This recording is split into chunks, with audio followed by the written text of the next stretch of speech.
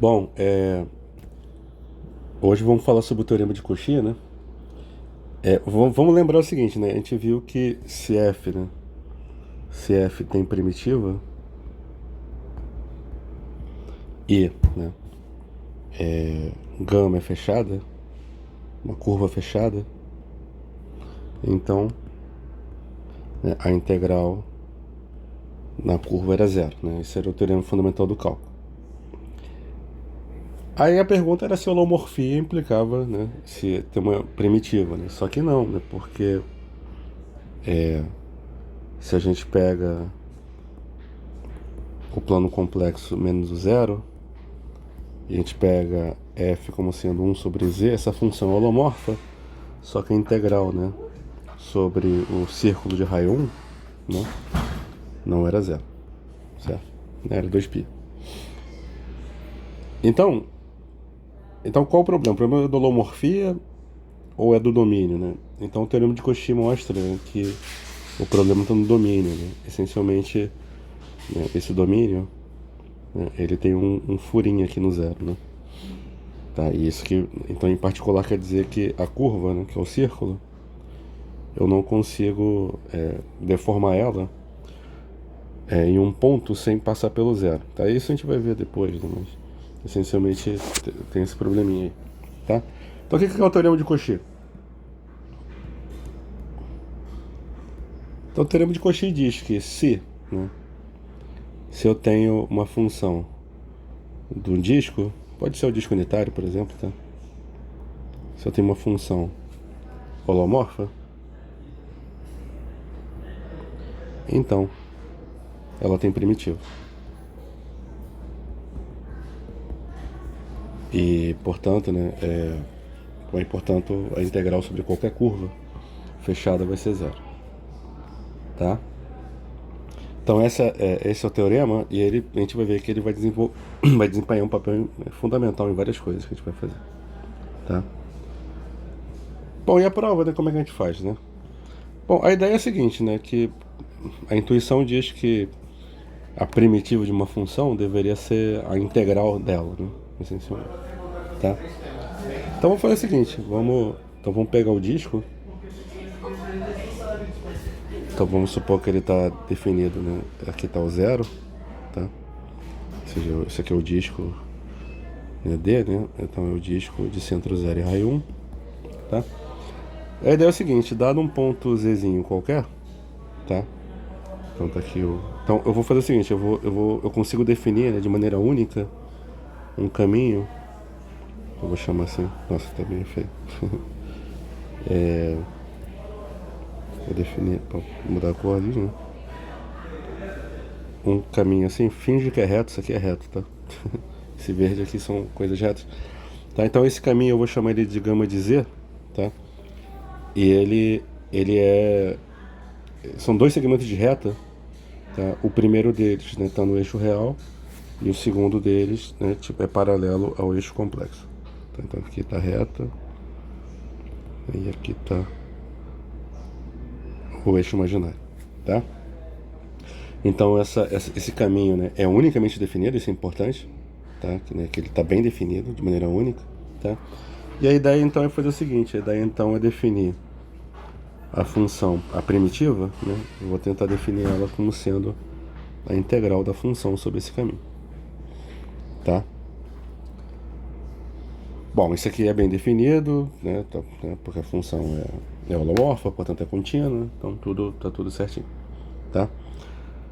Bom, e qual a ideia, né? A ideia então vamos tentar estimar, né? Eu quero estimar o quociente de Newton, tá? Ou seja, eu quero estimar f de z mais h menos f de z, certo? Quando h é pequenininho. Então, a ideia é a seguinte, né? Então, vamos lá, vamos ver aqui. Então, imagina que eu tenho z, aqui está o zero, tá? Tenho z e z mais h, certo? Opa, z mais h, tá? Talvez acho que eu vou fazer um pouquinho maior. Vou fazer um zoom aqui, tá? Então, fazer assim, então tá aqui o bolão, né? Tá aqui o zero, Z e Z mais H, tá? Então o que acontece? O gama de Z é essa curva aqui, amarela. E o gama de Z mais H é essa curva branca, tá? Que tá em particular, né? Ela passa por cima, né, da amarelinha nesse ponto aqui, tá?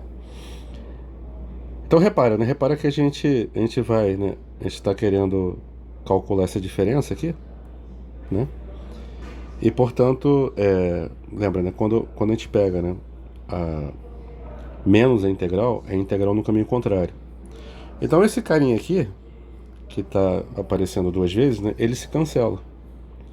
Então na verdade, né, ele vira, vou fazer mais um zoom aqui.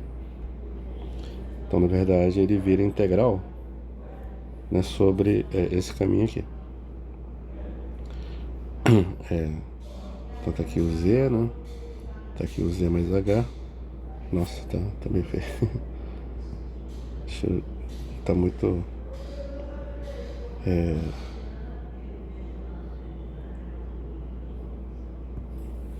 Bom,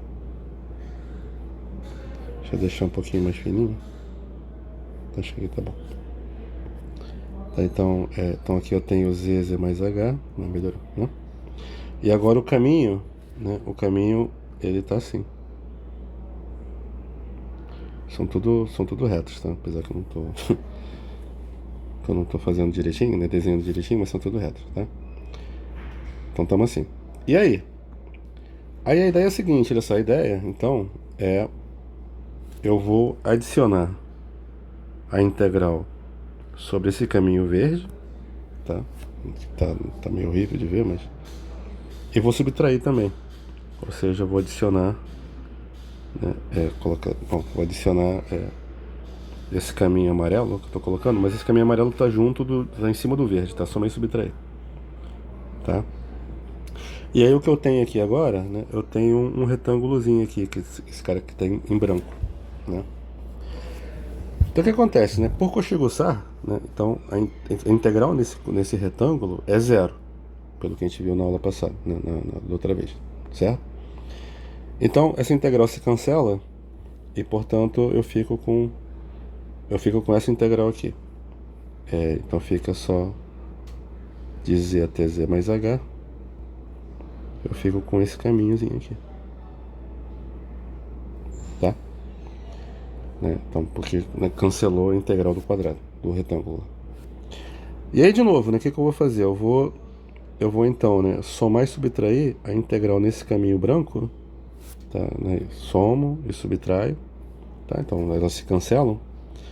E aí o que acontece? Agora eu tenho um triângulozinho aqui, né, tá aqui em verde, e agora, de novo, né, por Cauchy-Goussard, de novo, isso aqui a integral desse triângulo é zero. Portanto, eu fico então só, né, tá aqui o zero, eu fico só com esse caminho aqui, tá, que eu vou chamar de eta, tá bom? Ou seja, então, voltando, então, usando o Cauchy-Goussard, né, fazendo esses cancelamentos, então o que a gente tem é o seguinte, né, a gente tem que f de z mais h menos f de z vai ser igual a integral da fzinha sobre o caminho eta, tá? E o que a gente vai fazer? Bom, né, o fato que a função é holomorfa, né, então eu tenho o seguinte, então eu posso escrever, né, f de w como sendo, né, f de z, o z está fixado, né, mais, né, um resto psi de w, né, que é contínuo, etc., né, e de fato vai para zero, né, quando o w vai para z, certo? Né? Portanto,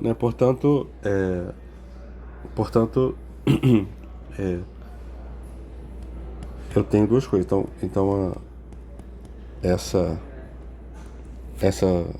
diferença, né, vai ser integral sobre a curva eta da função constante f de z, né, mais a integral sobre eta da função psi, né, que é o restinho, certo? Bom, o que acontece, né? O que acontece é que esse primeiro termo, né,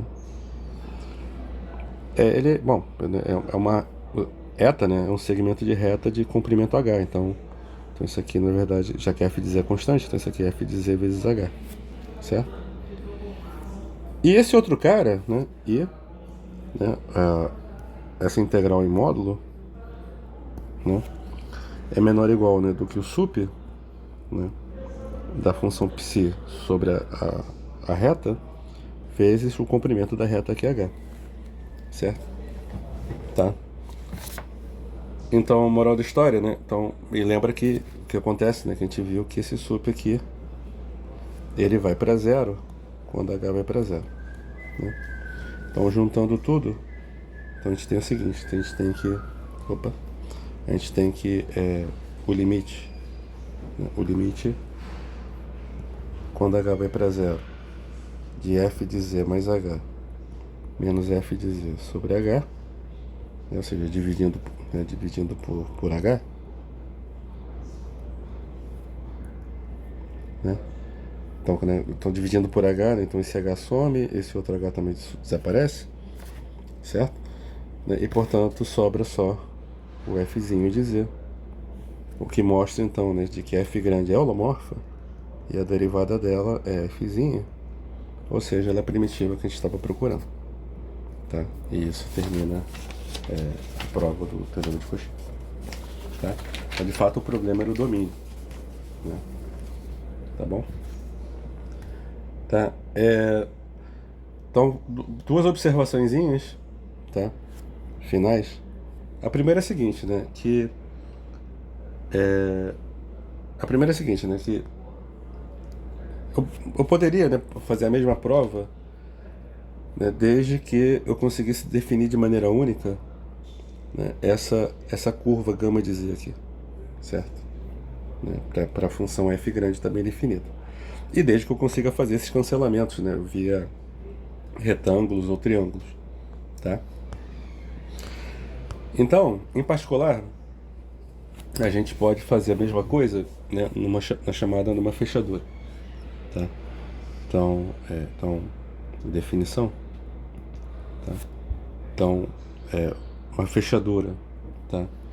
De centros Z0, Z1, tá? Raio R, raio interno epsilon e largura delta, tá? Isso aqui é o seguinte, isso aqui é uma fechadura, é o seguinte objeto, tá? Então primeiro a gente tem o Z0, que é o centro da fechadura, tá? E Z1 é o outro centro da fechadura, tá? O raio R grande aqui, tá, vai dizer então que a gente está essencialmente num disco de raio R em torno do Z0, tá? Esse epsilon quer dizer que a gente vai estar num disco de raio epsilon, tá? Então aqui é epsilon, tá? E esse delta vai ser assim, então a gente vai traçar um segmento de reta entre o Z0 e o Z, tá? E aí o que a gente vai fazer, a gente vai então cortar, bom, agora eu não sei muito bem como é que eu vou cortar isso aqui, mas essencialmente a gente vai cortar essa parte amarela, tá? Então essa parte amarela não vai existir, tá? E o que acontece é que esse tamanho aqui é delta, tá?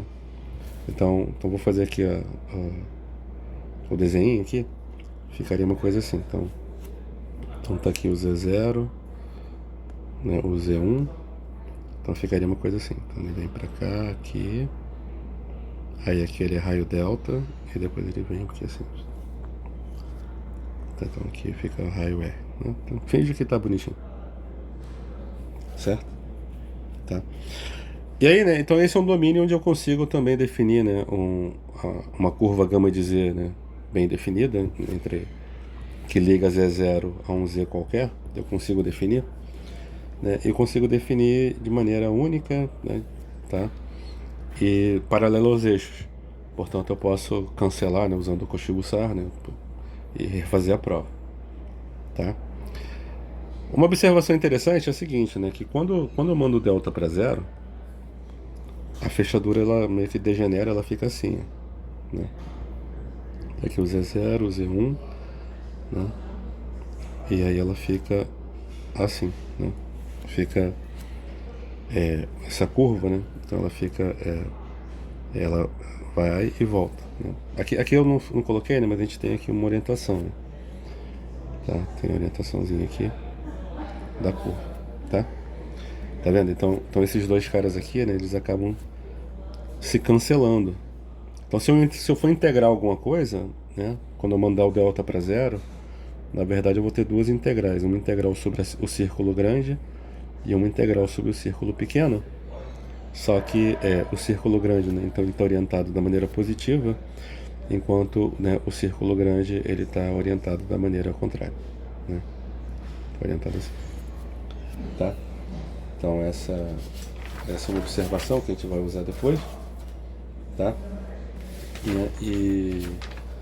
Bom, né, e é bem simples, tá? Não tem nada de dá para refazer a prova dessa maneira, tá ok? Então é isso.